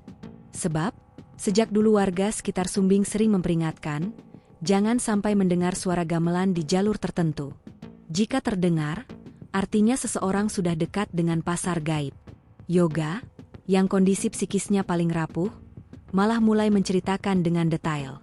Ia menggambar di buku kecil pemberian adiknya, bentuk bangunan, susunan tenda, hingga keramaian orang-orang tanpa wajah. Gambarnya kasar, tapi cukup jelas memperlihatkan deretan lapak seperti pasar malam dengan cahaya obor. Mereka menawariku makanan, tapi wajah mereka kosong, seperti bayangan. "Aku makan, karena lapar. Mungkin itu yang membuat aku bisa bertahan," ujarnya dengan suara bergetar. Keluarga yang mendengar langsung menangis. Seorang relawan tua yang kebetulan hadir berkomentar pelan, "Itu mirip cerita yang sudah lama beredar. Katanya kalau sampai makan dari mereka, akan sulit pulang." Kalimat itu membuat ruangan hening, udara seolah membeku. Pihak rumah sakit sempat khawatir cerita-cerita ini bocor ke publik. Mereka meminta keluarga untuk tidak terlalu banyak bercerita kepada orang luar, terutama wartawan. Namun, gosip selalu punya jalannya sendiri. Dari mulut ke mulut, kisah pasar gaib ini sudah menyebar ke masyarakat. Di warung kopi sekitar Temanggung, obrolan warga dipenuhi desas-desus soal pendaki yang hilang 7 hari dan kembali dengan cerita mengerikan. Namun yang paling aneh adalah kesamaan waktu yang mereka rasakan. Raka, Arif, dan Yoga bersikeras mereka hanya berada di sana selama 2 atau 3 hari. Mereka heran ketika diberitahu bahwa di dunia nyata mereka menghilang selama 7 hari. Kami hanya tidur 2 kali, kenapa dibilang seminggu? Kata Raka heran. Dokter mencatat hal ini sebagai fenomena disosiasi, tapi keluarga lebih percaya bahwa waktu di dunia gaib berjalan berbeda. Malam kelima, dokter psikiater mencoba melakukan sesi wawancara mendalam. Ia merekam percakapan dengan persetujuan keluarga. Dalam rekaman itu, terdengar suara Raka menjelaskan. Kami masuk kabut tebal, lalu tidak ada jalur. Tiba-tiba hutan berubah. Pohon-pohon lebih tinggi, lebih gelap. Kami dengar suara orang banyak, seperti pasar. Awalnya lega, kami pikir bertemu orang. Tapi saat mendekat, mereka tidak punya wajah. Ada yang hanya bayangan hitam, ada yang samar seperti asap. Mereka bicara, tapi bahasanya aneh. Bukan Jawa, bukan Indonesia. Lalu, tiba-tiba kami merasa tidak bisa pulang. Psikiater itu meneguk ludah, mencoba tetap tenang. Apakah kalian sadar ketika akhirnya kembali ditemukan? Tanya dia. Raka menunduk. Kami tidak kembali sendiri. Kami diantar. Ada sosok yang lebih jelas dari lainnya. Ia menunjuk jalan, lalu setelah itu kami tidak ingat apa-apa. Tahu-tahu sudah di jalur. Rekaman itu disimpan rapat oleh pihak rumah sakit. Namun beberapa potongannya bocor ke telinga relawan dan warga sekitar. Dari situlah muncul rumor bahwa sebenarnya ketiga pendaki ini dipulangkan karena ada campur tangan gaib tertentu. Keluarga makin resah, bukan hanya karena trauma anak-anak mereka, tapi juga karena tekanan dari luar. Ada oknum dari pihak pengelola wisata gunung yang datang, meminta agar cerita-cerita aneh itu tidak disebarkan ke media. Kalau isu pasar setan sampai besar, bisa bahaya. Pendakian bisa ditutup, ekonomi warga terganggu, kata seorang pejabat dengan nada tegas. Keluarga hanya bisa mengangguk, meski dalam hati mereka marah. Sementara itu, masyarakat desa di sekitar kaki gunung mulai gelisah. Malam-malam, banyak warga mengaku mendengar suara gamelan samar terbawa angin dari arah hutan. Beberapa menyalakan doa bersama, mengundang kiai setempat untuk memimpin tahlilan. Mereka khawatir kejadian ini pertanda gunung sedang membuka diri dan bisa menelan korban lain. Di media sosial, meski berita resmi tetap netral, akun-akun anonim terus menyebarkan cerita mistis. Ada yang mengunggah gambar sketsa yoga, mengklaim itu gambaran pasar gaib.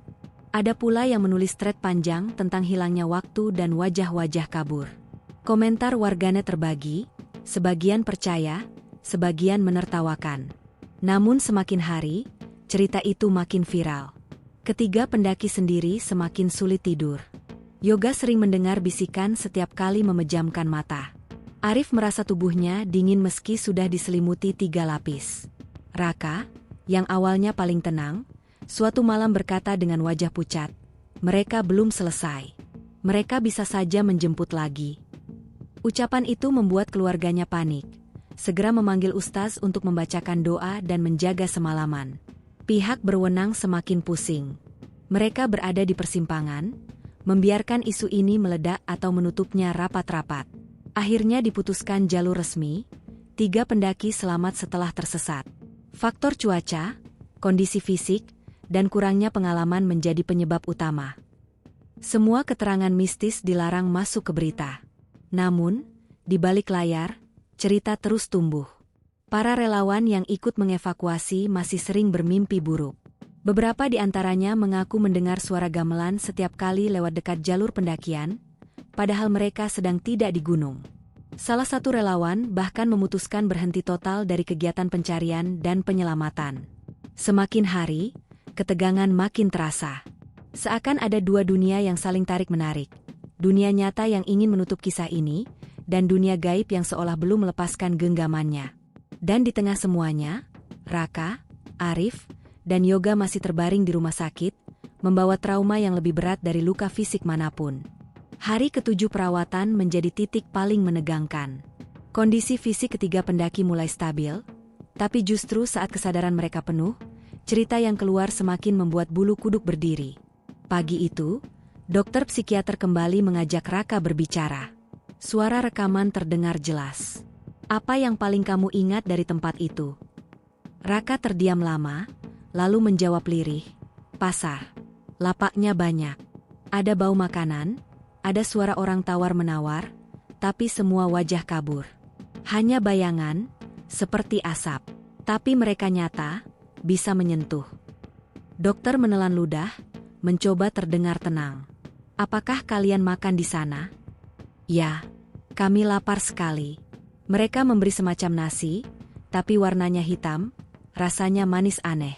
Aku ragu, tapi Yoga langsung makan. Arif juga akhirnya ikut. Aku hanya sedikit. Setelah itu, kami tidak merasa lapar lagi, selama berhari-hari. Ketika rekaman itu diperdengarkan ke keluarga, suasana langsung ricuh. Ayah Yoga marah besar, merasa anaknya telah dipaksa makan sesuatu yang tidak seharusnya. Ibunya menangis histeris, memeluk anaknya erat seolah takut Yoga akan kembali hilang. Sore harinya, giliran Arif yang mulai berani bercerita. Ia menjelaskan bahwa pasar itu tidak pernah berhenti ramai, tidak ada siang atau malam, cahaya selalu sama, temaram oranye seperti lampu obor. Kami berjalan, mencari jalan pulang, tapi selalu kembali ke lapak yang sama. Seolah kami diputar-putar. Ada sosok yang lebih besar dari lainnya, berdiri di tengah, seperti kepala pasar. Dialah yang akhirnya menunjukkan jalan keluar, kata Arif dengan suara bergetar. Yoga, yang sejak awal paling rapuh, malah memberi detail yang membuat semua orang tercekat. Dengan suara pelan ia berkata, aku sempat berbicara dengan salah satu dari mereka. Dia tidak punya wajah, tapi suaranya seperti perempuan. Katanya, kami bukan orang pertama yang masuk. Sudah banyak sebelumnya. Ada yang kembali, ada yang memilih tinggal. Kalimat itu membuat ruangan hening. Beberapa relawan spontan saling pandang dengan wajah pucat. Malam itu, suasana rumah sakit memuncak mencekam. Sekitar pukul 11, listrik di bangsal tempat mereka dirawat mendadak padam selama beberapa detik. Ketika lampu menyala kembali, Raka terdengar berteriak, dia datang lagi. Tubuhnya kejang-kejang, matanya terbelalak menatap pojok ruangan yang kosong. Perawat berlari, keluarga menjerit, ustaz yang berjaga segera membacakan doa. Setelah insiden itu, pihak rumah sakit memperketat pengawasan. 2 perawat selalu berjaga di dalam ruangan, sementara seorang aparat sipil berseragam duduk di depan pintu. Tugasnya jelas, memastikan tidak ada rekaman, foto, atau cerita mistis bocor keluar. Namun, justru tekanan itu membuat keluarga semakin yakin ada sesuatu yang disembunyikan. Kalau memang hanya tersesat, kenapa harus dijaga ketat begini? Kenapa anak-anak kami dilarang cerita? Kata ayah Raka dengan nada kesal. Pihak berwenang hanya memberi jawaban singkat, ini untuk keamanan bersama. Jangan sampai isu berkembang liar. Di luar rumah sakit, rumor semakin gila. Ada yang mengaku melihat sosok bayangan hitam berdiri di atap bangsal. Ada yang bilang suara gamelan terdengar jelas di sekitar komplek medis. Wartawan yang mencoba masuk selalu dihalangi, tapi beberapa foto buram bocor ke media sosial. Memperlihatkan Yoga menangis, Arif menutup telinga, dan Raka menatap kosong ke arah kamera. Relawan SAR yang dulu menemukan mereka pun tak bisa tidur nyenyak. Salah seorang dari mereka akhirnya menceritakan secara anonim ke seorang jurnalis investigasi. Saya lihat sendiri, tubuh mereka itu bersih. Tidak ada tanda 7 hari di hutan. Pakaian memang kotor, tapi kulit mereka tidak penuh luka lecet. Mereka seperti baru saja diletakkan di jalur. Dan cara kami menemukannya aneh. Kami tidak sengaja, seolah ada yang mengarahkan. Cerita itu membuat jurnalis makin yakin ada yang tidak beres. Meski ia pun mendapat ancaman agar tidak menuliskannya. Puncak ketegangan terjadi pada malam ke-9. Yoga mendadak mengigau keras. Suaranya berubah-ubah, kadang berat, kadang melengking. Kami akan kembali mengambilnya, waktunya belum selesai, ucapnya dalam keadaan setengah sadar. Keluarga histeris, beberapa bahkan hampir pingsan. Ustaz dan perawat berusaha menenangkan dengan doa, sementara relawan hanya bisa memegangi tubuh Yoga yang menggeliat kuat. Setelah 1 jam, akhirnya ia tenang, tertidur lemah dengan keringat membasahi seluruh tubuh. Arif yang menyaksikan itu langsung menangis. Ia berbisik pada ibunya, "Bu, jangan biarkan aku tidur, aku takut mereka juga mau ambil aku." Tubuhnya gemetar, dan butuh waktu lama sebelum ia tenang. Raka, berbeda dengan 2 lainnya, justru tampak semakin dingin. Ia jarang bicara, tapi sekali berbicara selalu menimbulkan ketakutan. Saat ditanya oleh psikiater apakah ia masih merasa berada di dunia nyata, ia hanya menjawab singkat, "Dunia ini pun bisa jadi pasar mereka. Kita tidak pernah benar-benar tahu di mana kita berada." Kalimat itu menjadi catatan paling menyeramkan dalam seluruh wawancara. Dokter psikiater yang menulisnya bahkan mengaku sulit tidur setelahnya. Ketika cerita-cerita ini sampai ke telinga aparat, mereka semakin keras menutup akses informasi. Semua rekaman wawancara disita, semua laporan medis dipersingkat hanya menyebut trauma pasca tersesat. Media dilarang menyinggung hal mistis, dan jika ada yang nekat, beritanya cepat hilang dari peredaran. Namun, di balik semua upaya menutup-nutupi itu, rasa takut justru semakin meluas. Warga di sekitar gunung mulai enggan naik ke hutan sendirian. Jalur pendakian sempat sepi, hanya beberapa kelompok yang masih berani. Desas-desus tentang pasar gaib di Sumbing kini tidak lagi dianggap sekadar mitos, tapi sesuatu yang nyata, dibuktikan oleh 3 anak muda yang hampir tidak kembali. Klimaks mencapai puncaknya, kisah yang ingin ditutup rapat justru semakin meyakinkan banyak orang. Dunia nyata dan dunia gaib seakan bersinggungan terlalu dekat. Dan 3 pendaki itu, meski selamat secara fisik, tetap menjadi saksi hidup bahwa Gunung Sumbing menyimpan rahasia besar yang tidak bisa sepenuhnya dipadamkan. Hari ke-10 setelah kejadian, suasana rumah sakit sudah tidak seperti tempat perawatan biasa. Ruangan tempat Raka, Arif, dan Yoga dirawat lebih mirip pos penjagaan. 2 aparat berseragam selalu berjaga di pintu, sementara keluarga hanya boleh keluar masuk dengan catatan. Bahkan relawan yang dulu ikut mengevakuasi pun tidak lagi sebebas sebelumnya untuk menjenguk. Keluarga mulai merasa tertekan. Bukan hanya karena anak-anak mereka masih trauma, tetapi juga karena tekanan dari pihak luar. Seorang pejabat dari pengelola wisata gunung mendatangi keluarga secara diam-diam, dengan nada halus tapi jelas. "Kalau ingin anak-anak tenang, jangan lagi ceritakan soal pasar gaib. Katakan saja mereka tersesat. Kalau isu mistis ini meluas, jalur pendakian bisa ditutup, dan banyak orang kehilangan penghasilan." Kalimat itu membuat keluarga hanya bisa menunduk, meski di dalam hati menyimpan rasa marah dan tak berdaya. Namun di luar rumah sakit, gosip sudah tak terbendung.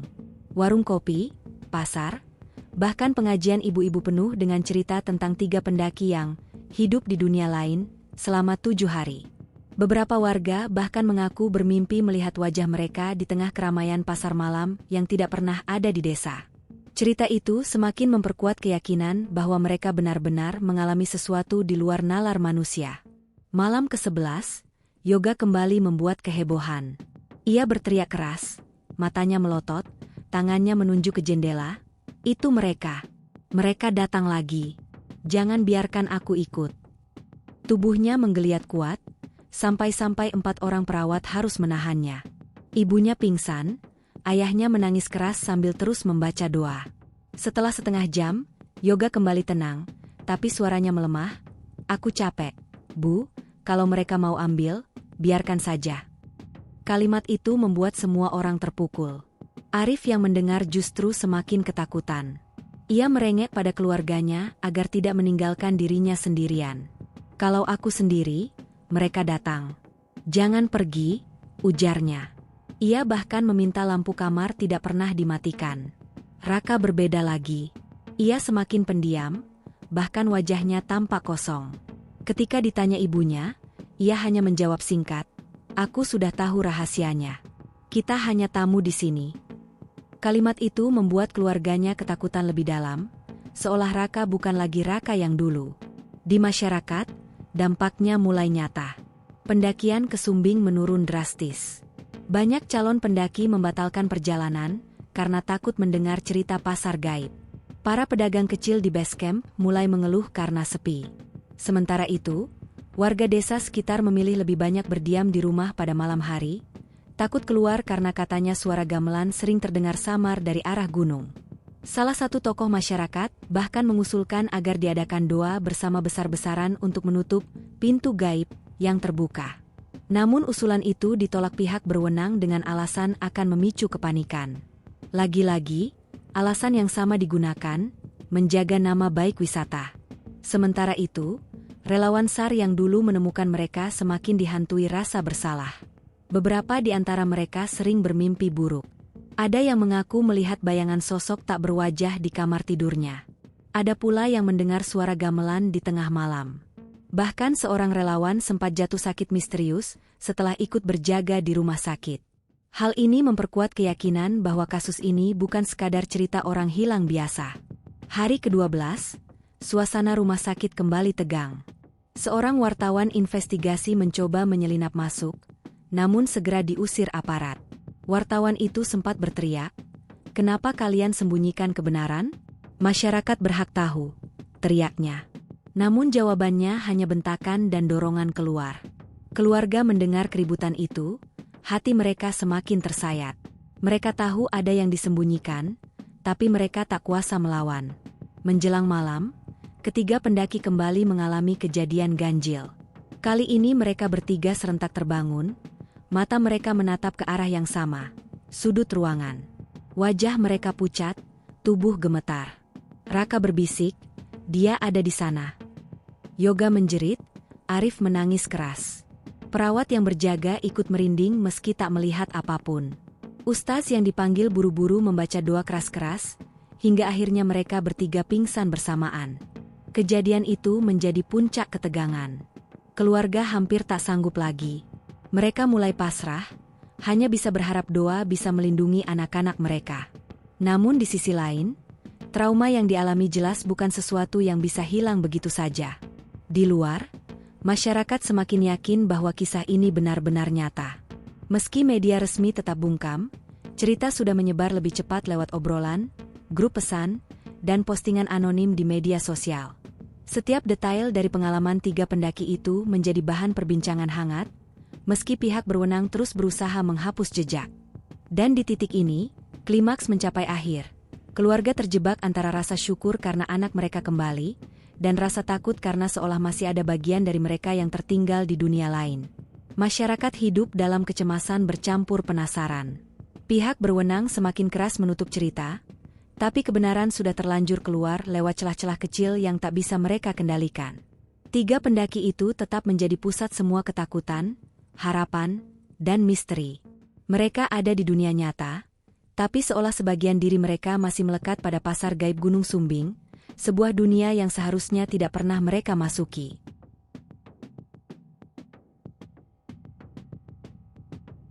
Hari-hari setelah insiden terakhir di rumah sakit membuat suasana semakin berat bagi semua pihak. Tiga pendaki, Raka, Arif, dan Yoga, secara medis memang perlahan membaik. Luka fisik mereka sudah ditangani, tubuh mereka kembali mendapat tenaga dari makanan bergizi dan obat-obatan, namun luka di dalam diri mereka jelas tak mudah pulih. Para dokter mencatat kondisi mereka sebagai stres pasca trauma berat. Tapi bagi keluarga, sebutan medis itu tidak mampu menjelaskan semua kejadian aneh yang terus menghantui. Pihak rumah sakit pun mulai memberi sinyal agar keluarga membawa pulang anak-anak mereka. Alasannya, jika terus dirawat di situ, kondisi psikologis mereka bisa makin tertekan, apalagi karena perhatian publik terlalu besar. Padahal kenyataannya, tekanan itu bukan hanya dari orang luar, melainkan juga dari aparat yang terus mengontrol informasi. Lebih baik dirawat di rumah, di bawah pengawasan keluarga, dengan terapi rutin, kata salah satu dokter. Maka pada hari ke-15, ketiga pendaki resmi dipulangkan. Proses kepulangan mereka dilakukan dengan diam-diam. Tidak ada wartawan, tidak ada dokumentasi resmi, tidak ada keramaian. Ambulans hanya membawa mereka sampai halaman rumah masing-masing. Setelah itu, aparat memastikan semua berjalan tertutup rapat. Bahkan tetangga yang penasaran hanya bisa melihat sekilas dari balik tirai jendela. Keluarga menyambut kepulangan mereka dengan penuh haru. Namun suasananya jauh dari kata bahagia. Raka terlihat kosong, seolah hanya tubuhnya yang pulang, bukan jiwanya. Arif masih sering ketakutan setiap malam, meminta ibunya duduk di samping tempat tidur sampai ia tertidur. Yoga lebih sering melamun, sesekali tersenyum sendiri lalu mendadak menangis. Semua itu membuat keluarga sadar. Meski anak-anak mereka kembali, dunia gaib yang mereka alami masih terus membekas. Di masyarakat, cerita ini sudah berkembang menjadi legenda baru. Tidak ada berita resmi, tapi kisahnya menyebar lewat obrolan di warung, grup pesan WhatsApp, hingga akun anonim di media sosial. Ada yang mengatakan mereka bertiga masuk ke Pasar Bubrah, versi Gunung Sumbing, ada juga yang percaya mereka dibawa ke dunia jin penjaga gunung. Semakin lama, cerita itu makin bercampur dengan imajinasi. Ironisnya, pihak berwenang justru semakin keras menutup kabar. Jalur pendakian Sumbing dibuka kembali dengan normal, seolah tidak pernah ada kasus 3 pendaki hilang. Pengelola wisata gunung bahkan mengeluarkan pengumuman resmi, laporan orang hilang telah ditemukan selamat. Penyebab utama adalah faktor kelelahan dan tersesat. Tidak ada unsur mistis maupun kejadian luar biasa. Kalimat itu dibacakan berkali-kali di hadapan media, meski jurnalis sudah mendengar cerita lain dari warga. Keluarga pun mendapat peringatan keras. Mereka diminta menjaga mulut, jangan pernah bercerita tentang dunia gaib, jangan menyinggung pasar gaib. Kalau ingin anak-anak tenang, jangan sebarkan hal yang tidak masuk akal. Begitu bunyi peringatan yang mereka dengar. Dalam hati keluarga tahu, semua ini demi menjaga nama baik wisata, bukan demi kesembuhan anak mereka. Tapi apa daya, mereka tak kuasa melawan. Hari-hari berlalu, dan kehidupan masyarakat pelan-pelan kembali normal. Pendaki mulai berdatangan lagi, meski tidak sebanyak dulu. Para pedagang di base camp mulai bisa tersenyum, walau masih dibayang-bayangi cerita seram. Tapi satu hal yang tidak hilang adalah bisikan-bisikan di tengah malam.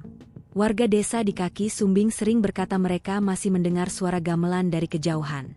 Di rumah masing-masing, Raka, Arif, dan Yoga menjalani hidup baru yang penuh batasan. Mereka jarang keluar rumah, lebih banyak mengurung diri.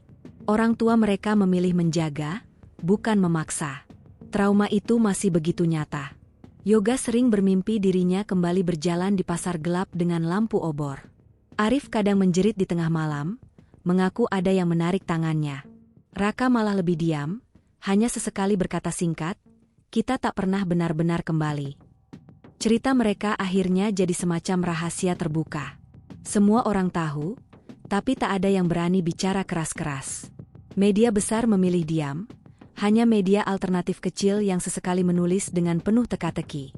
3 pendaki kembali dengan luka yang tak kasat mata, begitu salah satu judul artikel yang langsung dihapus sehari setelahnya. Lama-kelamaan, peristiwa ini mulai dianggap tabu. Bukan hanya karena larangan dari pihak berwenang, tapi juga karena masyarakat sendiri takut membicarakannya terlalu jauh. Mereka percaya, terlalu sering menyebut-nyebut, pasar gaib, bisa membuat celaka. Maka cerita itu dibiarkan hidup dalam bisikan, dari mulut ke mulut, tanpa pernah ada kejelasan resmi. Keluarga pun akhirnya hanya bisa menerima. Bagi mereka, yang terpenting adalah anak-anak mereka kembali dalam keadaan hidup, meski tidak utuh seperti dulu. Mereka belajar berdamai dengan kenyataan bahwa ada hal-hal di dunia ini yang tidak bisa dijelaskan logika. Mereka juga sadar, kebenaran kadang sengaja ditutup rapat bukan demi kepentingan rakyat, melainkan demi kepentingan ekonomi dan nama baik. Dan disitulah letak ironinya. Gunung Sumbing tetap berdiri megah, jalur pendakian tetap ramai, uang tetap mengalir dari wisatawan. Tapi di balik semua itu, ada 3 anak muda yang menjadi saksi hidup tentang dunia lain yang seharusnya tidak pernah mereka masuki.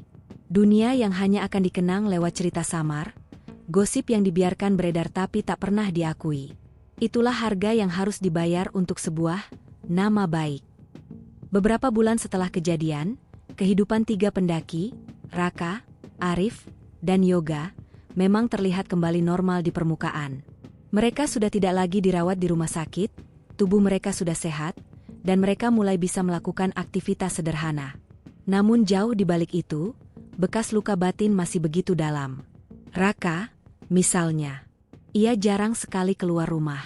Bahkan sekadar duduk di teras pun jarang dilakukan.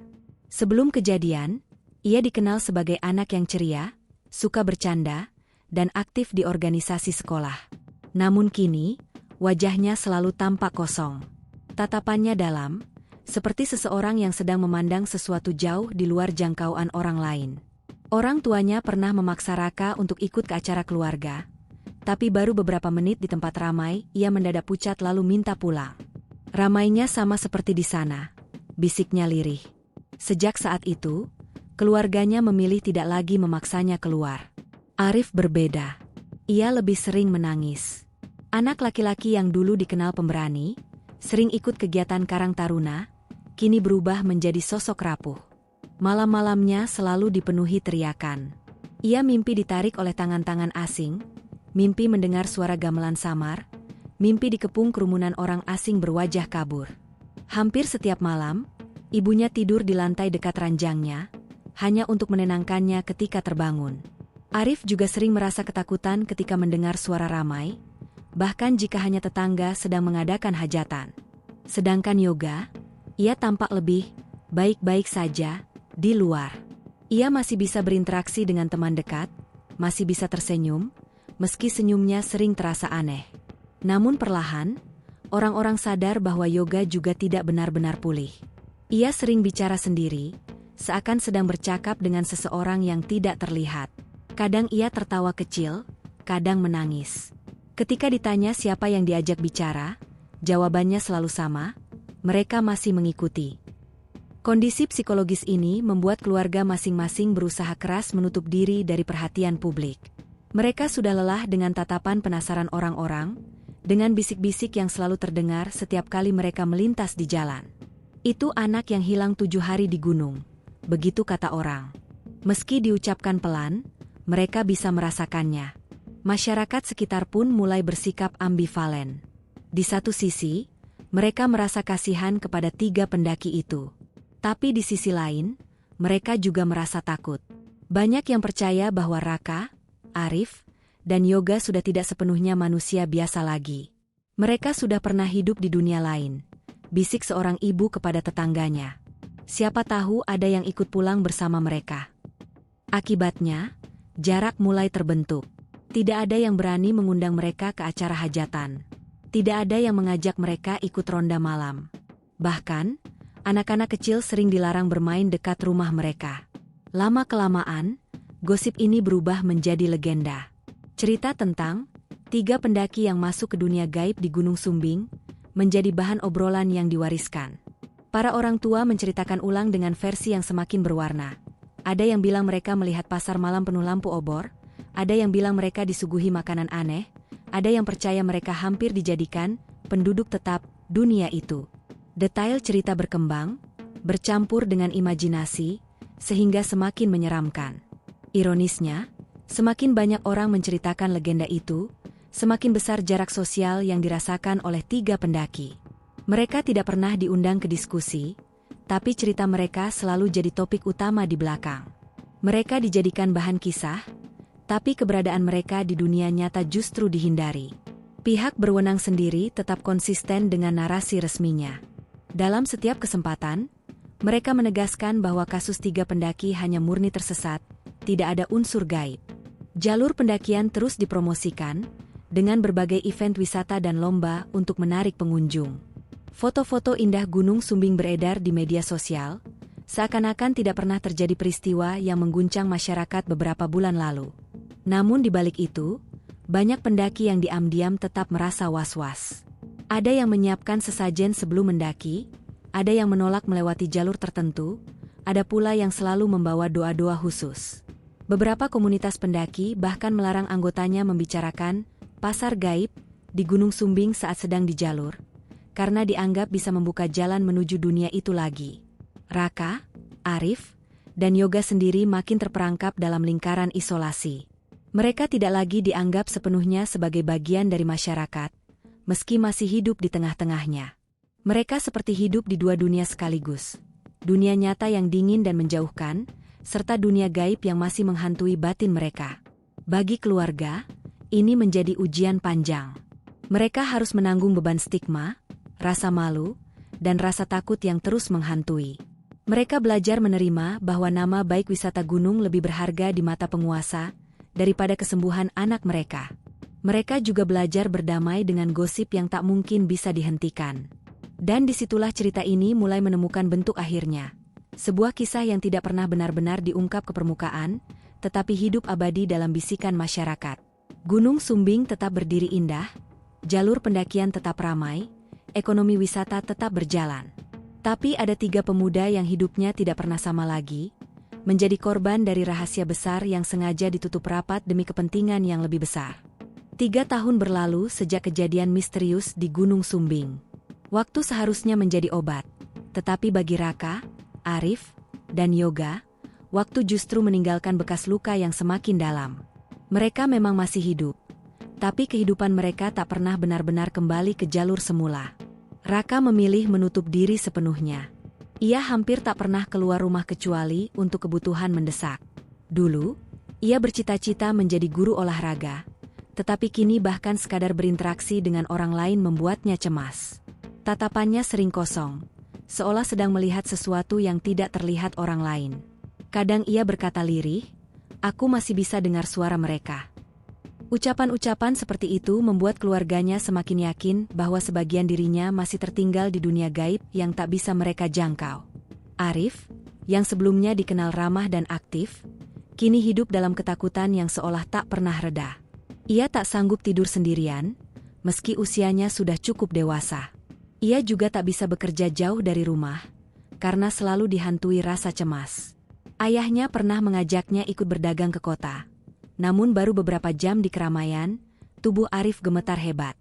"Terlalu ramai, mirip pasar itu," katanya, sambil menangis ketakutan.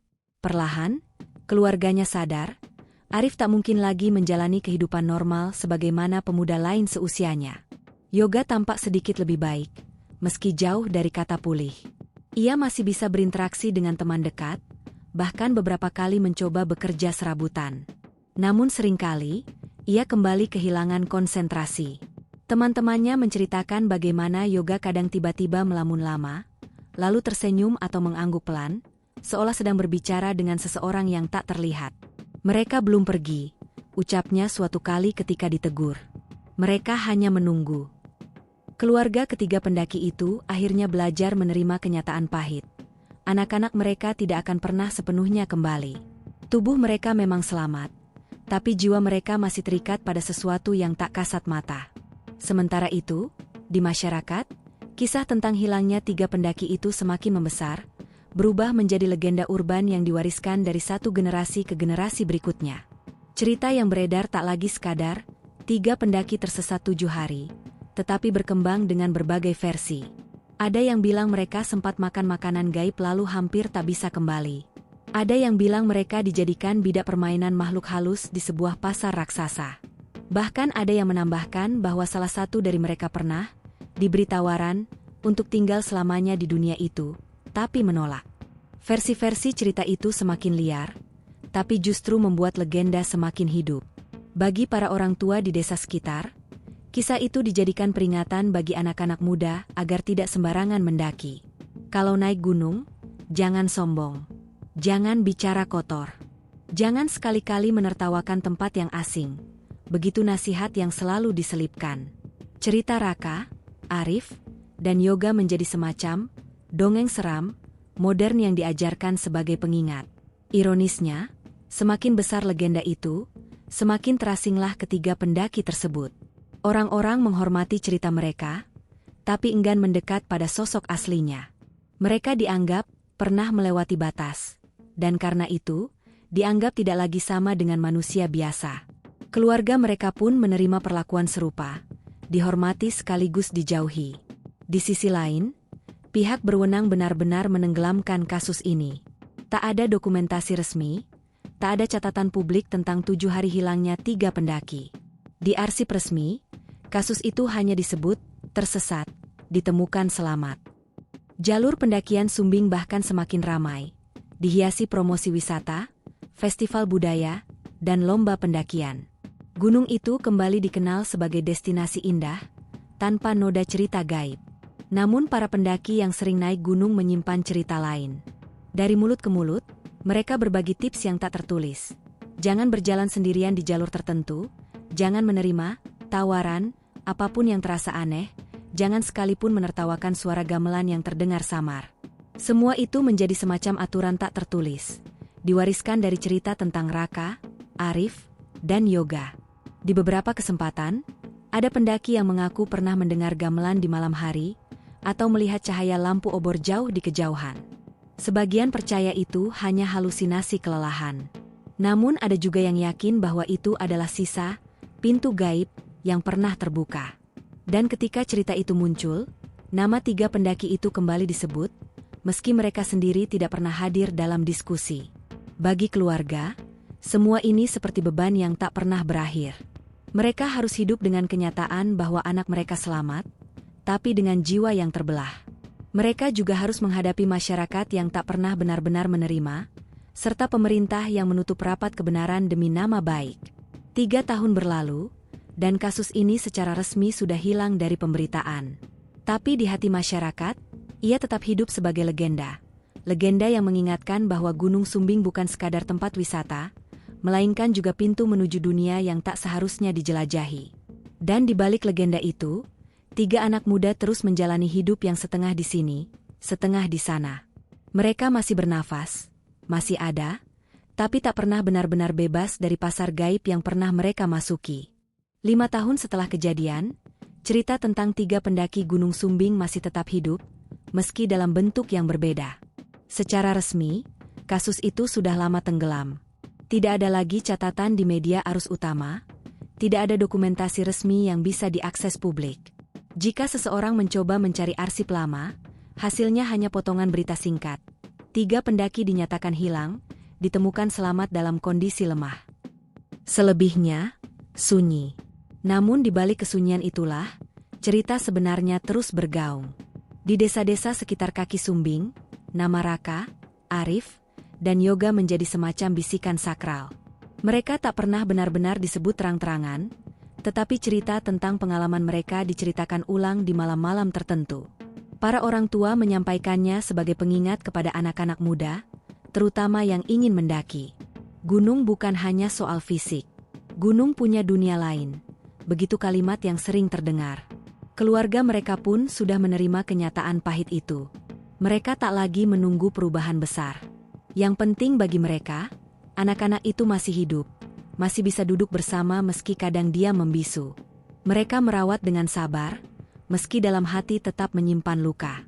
Bagi seorang ibu, melihat anaknya kembali dalam keadaan tidak utuh tetap jauh lebih baik daripada tidak kembali sama sekali. Raka semakin tenggelam dalam keheningan. Ia jarang berbicara, namun ketika berbicara, kalimatnya selalu membuat bulu kuduk berdiri. Ada saat-saat aku merasa lebih dekat ke sana daripada ke sini, katanya suatu sore pada ibunya. Ibunya hanya bisa mengangguk, menahan air mata. Ia tahu, tak ada jawaban yang bisa menenangkan anaknya selain doa. Arif masih hidup dalam ketakutan, tapi ia belajar untuk bertahan. Malam-malamnya tetap dipenuhi mimpi buruk, tetapi perlahan ia mulai bisa menerima kehadiran ketakutan itu. Kalau mereka datang lagi, aku akan diam saja, ucapnya suatu kali. Seolah ia sudah pasrah dengan apapun yang akan terjadi. Yoga, meski tampak lebih normal, tetap menunjukkan tanda-tanda keterhubungan dengan sesuatu yang tak terlihat. Teman dekatnya pernah menceritakan, dalam beberapa kesempatan Yoga mendadak berhenti bicara, lalu menunduk, seakan mendengarkan instruksi dari seseorang yang tidak ada di ruangan. Mereka masih di sini, katanya pelan. Bagi masyarakat sekitar, mereka bertiga sudah menjadi simbol. Simbol bahwa ada batas tipis antara dunia nyata dan dunia gaib. Legenda tentang mereka semakin berkembang. Ada yang bilang mereka adalah orang pilihan yang diizinkan kembali. Ada pula yang percaya bahwa jiwa mereka sebenarnya masih terikat di pasar gaib dan hanya tubuh mereka yang pulang. Versi cerita itu berubah-ubah, tapi intinya sama. Mereka adalah saksi hidup dari sesuatu yang tidak boleh disentuh manusia. Seiring berjalannya waktu, kisah mereka semakin dijaga sebagai rahasia bersama. Pendaki yang datang dari luar daerah jarang sekali mendengar cerita lengkap. Paling banter hanya peringatan singkat. Jangan sembarangan bicara di jalur. Atau, kalau mendengar suara gamelan, jangan ditanggapi.